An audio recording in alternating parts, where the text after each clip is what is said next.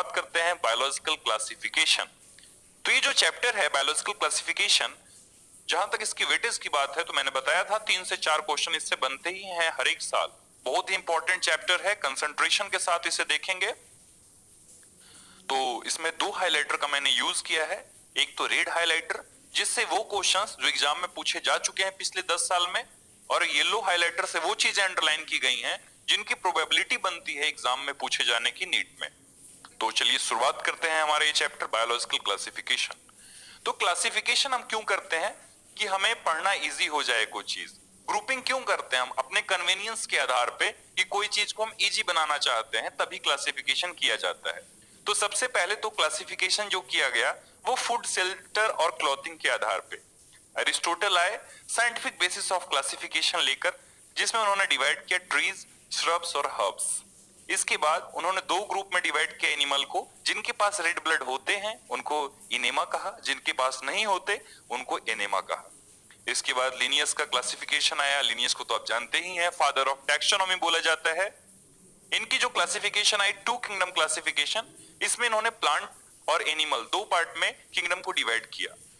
तो इनमें कुछ डिमेरिट्स भी थी, बहुत सारी कमियां थी, जैसे इन्होंने प्रोकैरियोट्स और यूकैरियोट्स के बारे में कुछ बातें नहीं की, यूनिसेलुलर और मल्टीसेलुलर के बारे में जिक्र नहीं किया, फोटोसिंथेटिक और नॉन फोटोसिंथेटिक के बीच इन्होंने कोई भी बात नहीं की। ये इंपॉर्टेंट है, आप ध्यान देंगे, क्वेश्चन की प्रोबेबिलिटी बनती है यहां से।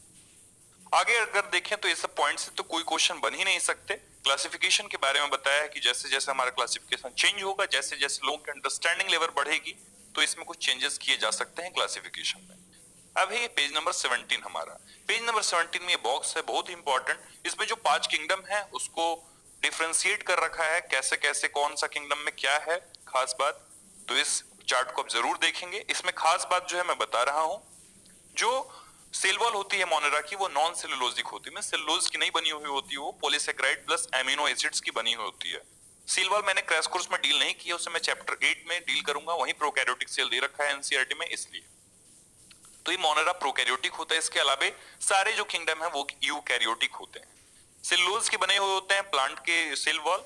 हमारा जो सेल वॉल होता है एनिमल्स का, उसमें सेल वॉल होता ही नहीं है, सेल मेम्ब्रेन होता है। जो फंजाई का सेल वॉल होता है वो काइटिन का और पॉलीसेकेराइड का बना हुआ है। एक चीज और, जो नई एनसीईआरटी आई है उसमें चेंजेस हैं। मैं एक उसकी, अगर आप कमेंट करते हो तो मैं उसकी एक अलग से वीडियो बनाऊंगा। जितनी 11 और 12 में एनसीईआरटी में वर्ड में डायग्राम में चेंजेस हुई हैं, तो उसकी एक स्पेशल वीडियो मैं आपको दूंगा, तो कमेंट जरूर कीजिएगा अगर आपको चाहिए हो तो। नेक्स्ट है न्यूक्लियर मेम्ब्रेन। तो ये तो जानते ही आप, न्यूक्लियर मेम्ब्रेन मोनेरा में नहीं होता और बाकी सब में प्रेजेंट होते हैं। बॉडी ऑर्गेनाइजेशन धीरे धीरे ये लेवल बढ़ती गई, सेलुलर लेवल से आज हम मल्टी सेलुलर लेवल पे पहुंच चुके। मोड ऑफ न्यूट्रिशन, तो जो मोनेरा है वो ऑटोट्रॉफिक भी करते हैं और हेट्रोट्रॉफिक भी। तो प्रोटिस्टा है तो ऑटोट्रॉफिक भी है, हेट्रोट्रॉफिक भी। फंजाई सिर्फ हेट्रोट्रॉफिक होते हैं और जो प्लांट्स होते हैं वो ऑटोट्रॉफिक होते हैं। कुछ हेट्रोट्रॉफिक हैं जो हम देखेंगे, एग्जांपल इंसेक्टिवोरस प्लांट वगैरह। और एनिमल्स जो होते हैं वो प्योरली हेट्रोट्रॉफिक होते हैं, दूसरों पे ही डिपेंड होते हैं फूड के लिए। अब ये हमारा इंपॉर्टेंट है, आर.एस. विटेकर 1969, इन्होंने 5 किंगडम सिस्टम क्लासिफिकेशन प्रपोज की, जो कि था मोनेरा, प्रोटिस्टा, फंजाई, प्लांटी और एनिमेलिया। इस क्लासिफिकेशन में जो क्वेश्चन पूछी गई थी एग्जाम में कि किस चीज को इसमें दिया गया, मेन क्राइटेरिया क्या लिया गया, बेसिस क्या था इस क्लासिफिकेशन का। Cell structure, thallus organization, mode of nutrition, reproduction और फाइलोजेनेटिक रिलेशनशिप, ये 5 चीजें थी क्राइटेरिया। तो ये चीजें थोड़ी ज्यादा हाईलाइट हो गई हैं रेड से, अगली बार कोशिश करूंगा लाइट कलर से इसे हाईलाइट करूं, तो इसके लिए सॉरी। आगे हम देखें अगर, तो इससे तो कोई क्वेश्चन नहीं बनता। इसमें जो पैराग्राफ है इसमें सिर्फ डिटेल है कि कैसे क्या क्लासिफिकेशन हुआ था। आज तक इससे पूछे नहीं गए, पूछे भी नहीं जा सकते। ये तो आप जानते ही हैं कि अगला जो प्लांट किंगडम है उसमें हम एल्गी से लेके एंजियोस्पर्म तक पढ़ेंगे, ये सब इसमें बता रखा है। आगे जो क्वेश्चंस पूछे गए हैं वो है kingdom Protista has brought together Chlamydomonas and Chlorella. Kingdom Protista में ही अब पढ़ते हैं हम क्लेमिडोमोनास और क्लोरेला को। पहले इसे रखा गया था अलग, एल्गी में इसे प्लेस किया गया था क्योंकि इसके बाद सेल वॉल वगैरह होते थे। अब जो क्वेश्चंस यहाँ पे पूछी गई, और फाइलोजेनेटिक का मतलब क्या होता है, इवोल्यूशनरी रिलेशनशिप पे जो स्टडी की जाती है उसको हम फिलोजेनी बोलते हैं। नेक्स्ट है, स्टार्ट करते हैं किंगडम मोनेरा। किंगडम मोनेरा में जो सबसे पहली लाइन है बहुत important, bacteria are the sole members of the kingdom Monera. मैंने क्रैश कोर्स में भी पहले बताया था आपको कि मोनेरा में जो आता है वो बैक्टीरिया बन जाता है। तो ये वही बात है, बैक्टीरिया दुनिया में हर जगह है। ये इंपॉर्टेंट है कि बैक्टीरिया को 4 शेप में डिवाइड किया गया है on the basis of different shapes. ये पहला है, ये जो पहला डायग्राम आप देख रहे हैं, स्फेरिकल कोकस है, रॉड से बैसिलस है, स्पाइरल स्पाइरलम है और कॉमा से विब्रियो है। चारों डायग्राम बिल्कुल अच्छे से देखें। आगे बढ़ते हैं हम पेज नंबर 19 में। पहली लाइन बहुत important, bacterial structure is very simple but they are very complex in behaviour. ये लाइन डायरेक्ट आ सकती है, which one of the following is correct या incorrect पूछे जाते हैं, उसमें ये लाइन डाली जा सकती है। नेक्स्ट है bacteria as groups show the most extensive metabolic diversity. Question आया हुआ है कि कौन सा kingdom as a group show most extensive metabolic diversity, तो बैक्टीरिया मींस किंगडम मोनेरा। इसमें कुछ ऑटोट्रॉफिक हेटेरोट्रॉफिक का डेफिनेशन लिख रखा है जो हमारे लिए इंपॉर्टेंट नहीं है। अब आती है आर्कीबैक्टीरिया। आप देख रहे होंगे पूरी लाइन ही हाईलाइट है इसकी। ऐसा कोई भी साल ही शायद बचा होगा, कोई भी ईयर ऐसा नहीं होगा जिसमें आर्कीबैक्टीरिया से क्वेश्चन पूछे गए। आप पूरी मोनेरा के वेटेज ले लो और आर्कीबैक्टीरिया की वेटेज अकेले ले लो, बराबर पड़ती है लगभग। इससे जो क्वेश्चन पूछे जाते हैं हर साल कि मोस्ट हार्श हैबिटाट में कौन से होते हैं, तो आर्कीबैक्टीरिया। डीप सी वाटर में कौन होते, तो आर्कीबैक्टीरिया। सॉल्टी एरियाज में कौन होते, तो आर्कीबैक्टीरिया। मेथेनोजेंस किस में आते हैं, तो आर्कीबैक्टीरिया। ये पूरी की पूरी पैराग्राफ इसमें इंपॉर्टेंट है। इसमें 3 चीजें आती हैं, हेलोफाइल्स, थर्मोएसिडोफाइल्स और मेथेनोजेंस। आर्कीबैक्टीरिया एक नॉर्मल बैक्टीरिया से डिफर किस चीज में करते हैं, सेल वॉल स्ट्रक्चर या सेल मेम्ब्रेन के स्ट्रक्चर में, क्योंकि एक्सट्रीम कंडीशन में इसलिए सर्वाइव कर पाते हैं। मेथेनोजेंस जो होते हैं वो किसी भी रूमिनेंट एनिमल्स जैसे कोई भी कैटल्स वगैरह हैं, काउज है, बफेलो है, तो इसके ये गट में होते हैं मेथेनोजेंस। मेथेनोजेंस का यूज किस लिए किया जाता है, मीथेन के प्रोडक्शन में। ये चीज थी हमारी आर्कीबैक्टीरिया, बहुत इंपॉर्टेंट, इसको जरूर देखेंगे अच्छे से। नेक्स्ट है यू बैक्टीरिया। यू बैक्टीरिया को ट्रू बैक्टीरिया बोलते हैं, क्वेश्चन आया हुआ है। नेक्स्ट है साइनोबैक्टीरिया को ब्लू ग्रीन एल्गी भी बोलते हैं। इसके 2 टाइप हैं, एक तो फोटोसिंथेटिक ऑटोट्रॉफ्स और एक केमोसिंथेटिक ऑटोट्रॉफ। तो फोटोसिंथेटिक में तो ये आप देखते ही हैं, नॉस्टोक एनावेना वगैरह आती है। इसमें सराउंडेड बाय जिलेटिनियस सीथ। ये जो सीध आप देख रहे हैं, ये जो डायग्राम देख रहे हैं, इसमें जो सीध है साइड में, ये म्यूसिलेज की बनी हुई होती है जिसको जिलेटिनियस सीथ भी बोलते हैं। जो वाटर ब्लूम जानते हैं आप, पॉल्यूटेड वाटर बॉडीज में होती हैं। एटमॉस्फेरिक नाइट्रोजन, नाइट्रोजन फिक्सेशन के लिए हेटेरोसिस्ट का यूज किया जाता है। नेक्स्ट है नॉस्टोक एनावेना वगैरह, एच शेप्ड की ये सेल होती है जो आप देख रहे हैं डायग्राम में।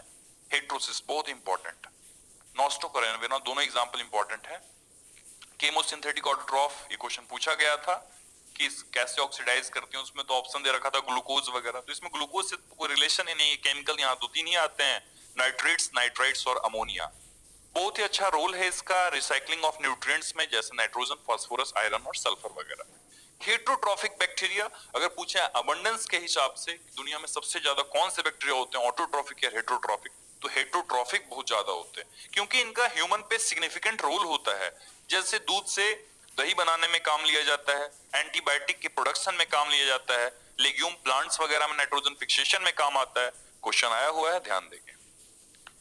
नेक्स्ट है हमारा कि कुछ ऐसे भी बैक्टीरिया हैं जो डिजीज कॉज करते हैं, जैसे कॉलेरा, टाइफाइड, टिटनस, साइटोस्काइंकर, और कुछ ऐसे भी जो है पैथोजेंस हैं ये जो डिजीज कॉज करते हैं। इसके आप याद कर लेंगे कि कौन से पैथोजेन से ये होता है, जैसे cholera, vibrio cholerae, typhoid, Salmonella typhi, tetanus, clostridium tetani और साइटोस्काइंकर, जैंथोमोनास साइट्री। नेक्स्ट है हमारा बैक्टीरिया फीजन से रिप्रोड्यूस करता है, अगर अनफेवरेबल कंडीशन हो तो स्पोर से, और अगर फेवरेबल कंडीशन या सेक्सुअल रिप्रोडक्शन कर रहा है तो डीएनए का ट्रांसफर होगा एक बैक्टीरिया से दूसरे बैक्टीरिया में। माइकोप्लाज्मा बहुत ही इंपॉर्टेंट, इस साल भी क्वेश्चन पूछा गया था इस पे। माइकोप्लाज्मा एक ऐसे ऑर्गेनिज्म होते हैं जिनमें सेल वॉल नहीं होती। स्मॉलेस्ट लिविंग सेल है, आप जानते हैं इनके बारे में, PPLO, can survive without oxygen. Many mycoplasma are pathogenic in animals and plant. Direct ये लाइन नोट कराई थी, एनिमल्स और प्लांट्स दोनों को डिजीज नुकसान पहुंचाते हैं माइकोप्लाज्मा। अब है हमारा ये किंगडम प्रोटिस्टा। किंगडम प्रोटिस्टा की एक लाइन सबसे गजब की है, जो वो सिंगल सेल्ड यूकैरियोट्स जो है वो प्रोटिस्टा में आते हैं। अगर यूनिसेलुलर यूकैरियोट्स अगर कोई भी हैं तो प्रोटिस्टा में ही आएंगे। इसमें 5 चीजें हमें पढ़नी होती हैं, क्राइसोफाइट्स, डायनोफ्लैजेलेट्स, ग्लिनोइड्स, स्लाइम मोल्ड्स और प्रोटोजोआंस। ये 5 चीजें प्रोटिस्टा में आती हैं। मेंबर्स ऑफ जो प्रोटिस्टा एक्वेटिक ही होते हैं, प्राइमरी एक्वेटिक। ये किंगडम की खास बात, इसमें प्लांट, एनिमल और फंजाई तीनों से आपको लिंक देखने को मिलेगा। जैसे स्लाइम मोल्ड देख लो आप, इसमें फंजाई से लिंक मिलती है। नेक्स्ट तो ये तो जानते ही मेम्ब्रेन बॉन्ड ऑर्गेनल्स प्रेजेंट होंगे क्योंकि ये यूकैरियोट्स हैं। क्राइसोफाइट्स, अगर पूरी वेटेज की बात करें जो 5 हम इसमें पढ़ेंगे तो सबसे ज्यादा वेटेज क्राइसोफाइट्स की ही है। क्राइसोफाइट्स में हर एक लाइन से क्वेश्चन पूछी गई है। क्राइसोफाइट्स में दो पार्ट आते हैं, एक तो डाइटम्स और एक गोल्डन एल्गी जिन्हें डेस्मिड्स बोला जाता है। ये होते कहाँ हैं? ये फ्रेश और मेराइन वाटर में होते हैं, माइक्रोस्कोपिक होते हैं, छोटे छोटे, और वाटर करंट में ये पैसिवली फ्लो करते हैं। मींस हवा के जो झोंके होते हैं वही इनको फ्लोट करवाती है, प्लैंक्टॉन्स की तरह, जो जू प्लैंक्टॉन्स या फाइटोप्लैंक्टॉन्स होते हैं। नेक्स्ट है, ज्यादातर ये फोटोसिंथेटिक होते हैं। नेक्स्ट है, इसमें जो साबुन की जो डब्बा होता है उसकी ही तरह इसमें सेल वॉल के 2-3 ओवरलैपिंग सेल होते हैं जो साबुन के डब्बे की तरह फिट बैठ जाती हैं डाइटम्स में। इसमें सिलिका डिपॉजिट होता है जो कि इनडिस्ट्रक्टिबल होता है। ऑप्शन में था डिस्ट्रक्टिबल, तो जी नहीं, ये इनडिस्ट्रक्टिबल होता है, इसको कभी तोड़ा ही नहीं जा सकता। इसके जो सेल वॉल होते हैं वही जब लंबे समय तक जमे हो जाते हैं तो वही बनते हैं डायटोमिसियस अर्थ। एक टाइप का सॉइल होता है जिसका हम यूज पॉलिशिंग में, फिल्ट्रेशन ऑफ ऑयल में और सिरप्स में। लाइन बहुत इंपॉर्टेंट है, मैं हाईलाइट करना भूल गया इसे, very very important line. Diatoms are the chief producers in the oceans. अगर पूरी ओशियन में सबसे ज्यादा ऑर्गेनिक जो बनता है वो डाइटम से ही बनता है फूड। तो ये हमारा ये पूरा पार्ट कंप्लीट हुआ यहाँ तक, क्राइसोफाइट्स तक। अब हम आते हैं डायनोफ्लैजेलेट्स में। जो नई एनसीईआरटी है उसमें डायनोफ्लैजेलेट्स के डायग्राम बने हुए हैं, स्लाइमोल्ड्स के डायग्राम बने हुए हैं। नई एनसीईआरटी पे जल्दी ही मैं वीडियो बनाऊंगा। नेक्स्ट है डायनोफ्लैजेलेट्स मेराइन और फोटोसिंथेटिक होते हैं। आपने क्राइसोफाइट्स पे देखा, वो भी फोटोसिंथेटिक। इसमें कलर्स वगैरह, पिगमेंट, जो पिगमेंट प्रेजेंट होगी उस तरह के इसमें कलर होते हैं। स्टीफ सेलुलोज प्लेट्स होती है आउटर सरफेस पे। दो फ्लैजला होते हैं, एक तो लॉन्गिट्यूडनल और एक ट्रांसवर्स। एक वॉल प्लेट के बीच में फुरो होती है, होल होती है, उसके बीच में ये फ्लैजला प्रेजेंट होती है। इसमें नेक्स्ट है रेड डायनोफ्लैजेलेट्स गोनियोलॉग्स। इसका मल्टीप्लिकेशन इतना फास्ट होता है कि पूरा जो सी है वो रेड दिखाई देने लगता है, इसलिए इसको रेड टाइड बोलते हैं। इससे टॉक्सिन्स रिलीज होते हैं जिससे फिशेस वगैरह समुद्र में मर जाती हैं, मेराइन एनिमल्स। नेक्स्ट हमारा इग्लिनोइड्स। इग्लिनोइड्स जनरली इग्लिना फ्रेश वाटर में ही होते हैं। सेल वॉल इनके पास नहीं होता, सेल वॉल की जगह इनके पास एक प्रोटीन का लेयर होता है जिसको हम बोलते हैं पेलिकल, जिसलिए बॉडी इनका फ्लेक्सिबल होता है। इनके पास दो फ्लैजला होते हैं, छोटे एक लंबे। फोटोसिंथेटिक और हेटेरोट्रॉफिक दोनों होते हैं। ये खास बात इसकी है कि ये mixotrophic mode of nutrition show out करते हैं। मींस फोटोसिंथेटिक अगर सनलाइट दोगे तो फोटोसिंथेटिक है, अगर सनलाइट नहीं है तो ये हेटेरोट्रॉफिक है। इनमें जो पिगमेंट्स होती हैं वो हायर प्लांट्स के ही जैसे पिगमेंट है।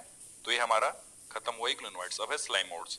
स्लाइमोइड्स सैप्रोफाइटिक होते हैं, मींस एज ए हेटेरोट्रॉफिक ही ये प्रेजेंस रहेंगे। बॉडी जो होती है इनकी अगर सुटेबल कंडीशन है तो प्लाज्मोडियम। एक तो प्लाज्मोडियम आप पढ़ते हैं स्पोरोजोन्स में जो मलेरिया वाली, और इसमें भी प्लाज्मोडियम होती है। प्लाज्मोडियम और उसमें क्या डिफरेंस है क्रैश कोर्स में बताया है मैंने। नेक्स्ट है अनफेवरेबल कंडीशन में ये प्लाज्मोडियम डिफरेंशिएट होती है, स्पोर्स इसके टिप पे होते हैं। जो स्पोर्स होती है इनके पास ट्रू वॉल होते हैं, फॉल्स वॉल नहीं होती, इनके पास ट्रू वॉल होते हैं। एक्सट्रीमली रेसिस्टेंट होते हैं, बहुत सारे एडवर्स कंडीशन में भी ये सर्वाइव कर जाते हैं। नेक्स्ट है स्पोर्स जो डिस्पर्स होती हैं वो एयर करंट से, वाटर करंट से ये चीजें नहीं होती, एयर करंट से वो स्पोर डिस्पर्स होगी। नेक्स्ट है प्रोटोजोअन्स। प्रिमिटिव रिलेटिव रहे किसी भी एनिमल के, 4 ग्रुप हैं इसके। पहला है अमीबॉइड प्रोटोजोअन। अमीबॉइड प्रोटोजोअन में इंटामीबा एग्जांपल आता है, इसमें स्यूडोपोडिया फॉस्फेट का यूज होगा। नेक्स्ट है फ्लैजलेटेड प्रोटोजोअन्स, इसका एग्जांपल है ट्रिपेनोसोमा जिससे होता है स्लीपिंग सिकनेस। नेक्स्ट है सिलेटेड प्रोटोजोअन्स जिसमें सीलिया वगैरह हजारों सीलिया प्रेजेंट होते हैं, और ये उतना खास है नहीं, इसमें पैरामीशियम एग्जांपल आएगा सिर्फ। नेक्स्ट है स्पोरोजोअन्स जिसका एग्जांपल है प्लाज्मोडियम मलेरियल पैरासाइट, जो कि एक स्टैगरिंग इफेक्ट है किसी भी ह्यूमन पॉपुलेशन पे, इन्फेक्शियस स्पोर लाइक स्टेज होता है इसमें। किंगडम फंजाई तो हेटेरोट्रॉफ तो होता ही, आप जानते ही हैं। नेक्स्ट है कि ग्रेट डाइवर्सिटी मॉर्फोलॉजी और हैबिटाट में ये होता है। आगे है कि यूनिसेलुलर फंजाई आप जानते ही हैं, एस्ट और पेनिसिलियम वगैरह का जो यूज होता है बनता है वो एंटीबायोटिक। पेनिसिलियम जो फंगस थी इससे ही एंटीबायोटिक बनाई गई थी पहली। नेक्स्ट है माइसीलियम क्या होता है, तो नेटवर्क ऑफ जो हाइफी होती है उसको माइसीलियम बोलते हैं। एक सिनोसाइटिक हाइफी होता है बहुत ही इंपॉर्टेंट, जिसमें मल्टीन्यूक्लिएटेड साइटोप्लाज्म होती है। एक ट्यूब होती है कंटिन्यू, अब मैंने बताया है क्रैश कोर्स में तो वहां देख लेंगे आप, सिनोसाइटिक हाइफी। नेक्स्ट है जो सेल वॉल होती है फंजाई की, वो काइटिन और पॉलीसेकेराइड की बनी हुई होती है, बहुत इंपॉर्टेंट, बहुत बार पूछा गया है। इसके टाइप होते हैं सैप्रोफाइट भी हो सकते हैं, पैरासाइट्स भी, सिम्बायोन्ट्स भी। सिम्बायोंट इंपॉर्टेंट है हमारा लाइकेन और माइकोराइजा। अगर एल्गी और फंजाई की एसोसिएशन चल रही है तो लाइकेन है, अगर फंजाई और रूट्स ऑफ हायर प्लांट्स की चल रही है तो वो माइकोराइजा है। Myco means fungus, rhiza means roots. Reproduction जो फंजाई में है वो वेजिटेटिव से फ्रेगमेंटेशन, फ्यूजन और बडिंग में होती है। एसेक्सुअल रिप्रोडक्शन के जो स्पोर हैं वो कॉनिडिया है, स्पोरेंजियोस्पोर है और जूओस्पोर है। सेक्सुअल रिप्रोडक्शन में oospore, ascospore और basidiospore है। जो वेरियस स्पोर्स हैं जो किसी स्ट्रक्चर में बनते हैं उन स्ट्रक्चर को फ्रूटिंग बॉडी बोला जाता है, जैसे बेसिडियोकार्प, एस्कोकार्प, ये सब। इसमें 3 स्टेप्स होते हैं, प्लाज्मोगैमी, कैरियोगैमी और फिर लास्ट में मियोसिस होता है, जिससे हैप्लॉइड स्पोर बनते हैं। अगर जो फंगस में डाइकैरियोटिक स्टेज होता है, जो डाइकैरियोफेज या डाइकैरियोन, अगर ऐसा होता है तो ये एस्कोमाइसिटीज और बेसिडियोमाइसिटीज में ही ऐसा देखा गया है।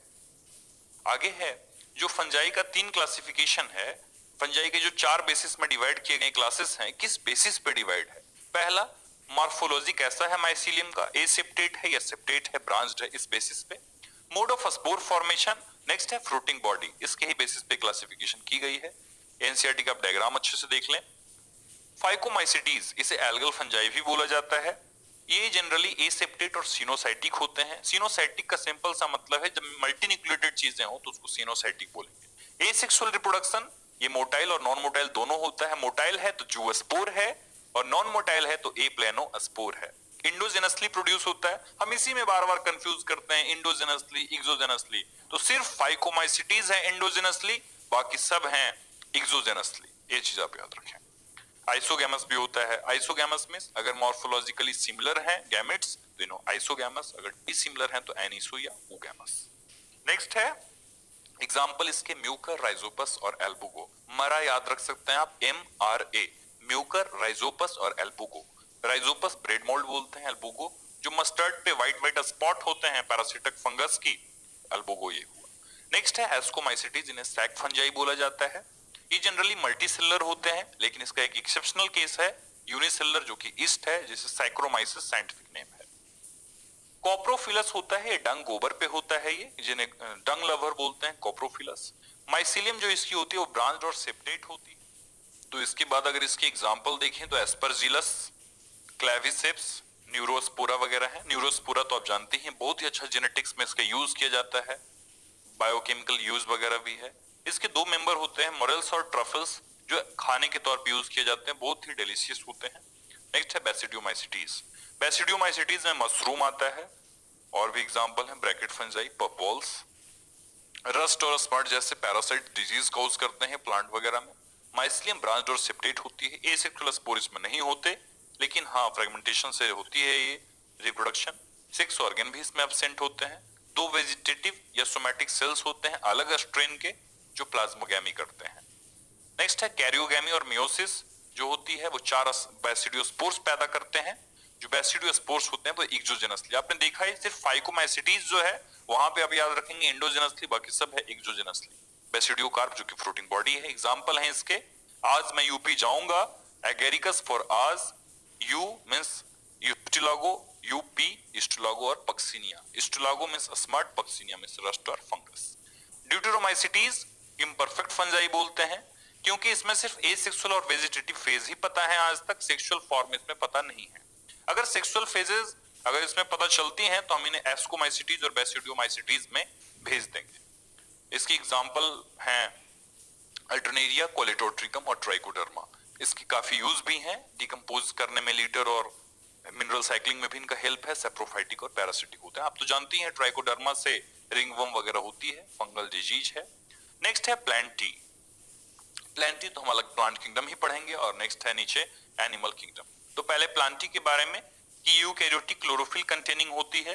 इसमें कुछ हेटेरोट्रॉफिक हैं, जैसे कि मैंने शुरू में बताया था कि इंसेक्टिवोरस प्लांट होते हैं, नाम आपको याद रखने हैं। ब्लैडर वॉर्ट, वेनस फ्लाई ट्रैप जैसे इंसेक्टिवोरस प्लांट हैं। कैस्कटा जो कि एक पैरासाइट है। इसमें सेल वॉल तो सेलुलोज की बनी हुई होती है, जानते ही हैं। इसमें कुछ चीजें याद रखनी, अल्टरनेशन ऑफ जनरेशन में कि जो लेंथ होती है हैप्लॉइड और डिप्लॉइड फेज की, वो लेंथ, और वो चाहे लिविंग है या किसी पे डिपेंडेंट है, तो वो चीजें तो ये डिफर करती हैं किसी भी प्लांट में, तो इसको ही अल्टरनेशन ऑफ जनरेशन बोलते हैं। ये चीजें आपको समझ में आएंगी प्लांट किंगडम में, अल्टरनेशन ऑफ जनरेशन। नेक्स्ट है एनिमल किंगडम।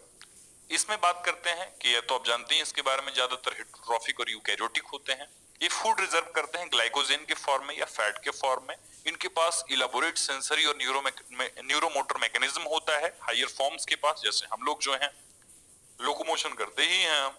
तो ये चीजें कही गई। लास्ट हमारा इंपॉर्टेंट टॉपिक है वायरसेस, वायरॉइड्स और लाइकेंस। 5 किंगडम क्लासिफिकेशन में विटेकर ने इन्हें जगह नहीं दी, क्योंकि ये एसेलुलर ऑर्गेनिज्म थे। ये अंदर अगर किसी में जा रहे हैं तो लिविंग है होस्ट में, बाहर हैं तो नॉन लिविंग, इसलिए इन्हें जगह भी बिल्कुल नहीं मिली, नादान है बेचारे ये। तो इसमें बात करते हैं कि वायरसेस को जगह नहीं मिली, इसके बारे में कुछ ऐसे स्ट्रक्चर की इनर्ट क्रिस्टलाइन स्ट्रक्चर होते हैं किसी भी सेल के बाहर में, और जैसे ही सेल के मैसनरी को ये फॉलो करते हैं तो किल करते हैं धीरे धीरे होस्ट को, और उस पे ये अपना रहना बसना गुजार लेते हैं। इसमें बात है टोबैको मोजाइक वायरस और बैक्टीरियोफेज की डायग्राम। बैक्टीरियोफेज की तो डायग्राम पूछी जा चुकी है, लेबलिंग याद रखें, टोबैको मोजाइक वायरस के डायग्राम है ये भी याद रखें। नेक्स्ट अगर हम देखें तो जो वायरस नाम है जिसका मतलब होता है वेनम या पॉइजनस फ्लूइड, जहर, जो कि पास्चर ने दी थी।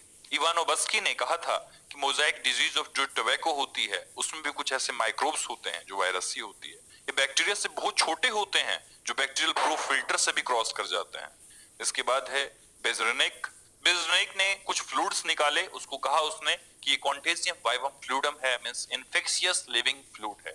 फिर आए साइंटिस्ट स्टेनली। स्टेनली ने कहा वायरस को क्रिस्टलाइज भी कर सकते हैं, इसके जो क्रिस्टल्स होते हैं उसमें प्रोटीन के बने हुए होते हैं। नेक्स्ट है viruses are obligate parasites, means 100% parasitic होते हैं, ये फैकल्टेटिव की कोई जगह नहीं। अगर हम इसमें बात करें तो वायरसेस के पास जो जेनेटिक मटेरियल होते हैं, चाहे तो आरएनए चाहे तो डीएनए, दोनों नहीं हो सकते। अगर प्लांट की बात करें तो प्लांट में सिंगल स्ट्रैंडेड आरएनए होता है और एनिमल्स में कुछ भी हो सकता है, इस एक्सेप्शन है। जो एक्सेप्शन पूछे जाएंगे मैंने क्रैश कोर्स में बता दिया है। नेक्स्ट है बैक्टीरियल वायरसेस या बैक्टीरियोफेज, किन्हें कहते हैं? वैसे वायरस जो इन्फेक्ट करते हैं किसी बैक्टीरिया को, इनको बैक्टीरियोफेज बोला जाता है। ये जनरली डबल स्ट्रैंडेड डीएनए बोलते हैं इसे। वेरी वेरी इंपॉर्टेंट कि बैक्टीरियोफेज का जो जेनेटिक मटेरियल है वो डबल स्ट्रैंडेड डीएनए है। नेक्स्ट है प्रोटीन कोट, कैप्सिड के बने हुए होते हैं, कैप्सोमेयर, जो कि न्यूक्लिक एसिड को प्रोटेक्ट करने में काम आते हैं। पूछे गए हैं क्वेश्चन। इसमें जो कैप्सोमेयर होती है, कैप्सोमेयर जैसा कि आप टोबैको मोजाइक वायरस में देख रहे हैं, ये हेलिकल और पॉलीहेड्रल फॉर्म में ये होती है, ये याद रखिएगा। वायरस जो डिजीज कॉज करते हैं उन्हें वायरल डिजीज बोलते हैं, जैसे कि मम्स, स्मॉल पॉक्स, हर्पीज और इन्फ्लुएंजा। एड्स भी है, ह्यूमन जो में होता है वो वायरल डिजीज ही होता है। प्लांट्स में कुछ सिम्टम्स देखे गए जैसे Mosaic formation, leaf rolling and curling, yellowing and when clearing, dwarfing and stunted growth, ये सब जो होते हैं प्लांट्स में सिम्टम्स हैं कुछ। ये हमारा यह टॉपिक है वायरॉइड्स। वायरॉइड्स में 1971 में टियोडीनर ने एक इन्फेक्शियस एजेंट को खोजा जो कि वायरस से भी छोटे थे, जो डिजीज कॉज करते थे, पोटैटो स्पिंडल ट्यूबर डिजीज। इसमें जो आलू होती है वो स्पिंडल शेप की हो जाती है। इसमें फ्री आरएनए होता है, इसमें प्रोटीन कोट नहीं होता, इसलिए हल्के होते हैं। RNA of viroid was of low molecular weight, ठीक है। इसमें यहीं पे बीच में टॉपिक है प्रायोन्स। प्रायोन्स में आपको दो चीजें याद रखनी है, दो डिजीजेस जो होती हैं, एक मैड काउ डिजीज होता है और एक जो ह्यूमन में डिजीज जो होता है वो मैड काउ डिजीज को अगर ह्यूमन खाता है जिसको सीजेडी बोलते हैं, क्रैश कोर्स में मैंने बता दिया है, याद रखेंगे। सिर्फ दो डिजीज हैं ये। नेक्स्ट है लाइकेन। लाइकेन में जो सिम्बायोटिक एसोसिएशन होता है एल्गी और फंजाई के बीच, इसको ही लाइकेन बोलते हैं। लाइकेन में दो कंपोनेंट होते हैं, एक तो एल्गल कंपोनेंट और एक फंगल कंपोनेंट। एल्गल को फाइकोबायोन्ट, फंगल को माइकोबायोन्ट। तो ये ऑटोट्रॉफिक और हेटरोट्रॉफिक रेस्पेक्टिवली हम तो जानते ही हैं। एल्गी जो होती है वो फूड बनाती है तो ऑटोट्रॉफिक है, फंजाई खाती है तो हेटरोट्रॉफिक है, दूसरों पर डिपेंड रहती है। तो ये सब बातें थी इसके बारे में। आप नेचर में नहीं देख पाओगे लाइकेन को अकेले, दोनों रहते हैं तो साथ में ही रहते हैं, एल्गी और fungi. Lichens are very good pollution indicators, they don't grow in polluted areas, ये आप याद रखेंगे। तो हमारा ये quick revision series second chapter का यहीं पे खत्म हुआ। अगर आपको ये वीडियो अच्छा लगा हो तो कमेंट जरूर कीजिएगा और फेसबुक और व्हाट्सएप ग्रुप में दोस्तों के साथ शेयर कीजिए। और अगर अभी तक आपने सब्सक्राइब नहीं किया है तो अब तो सब्सक्राइब करो यार। तो thanks for watching this video, have a nice day.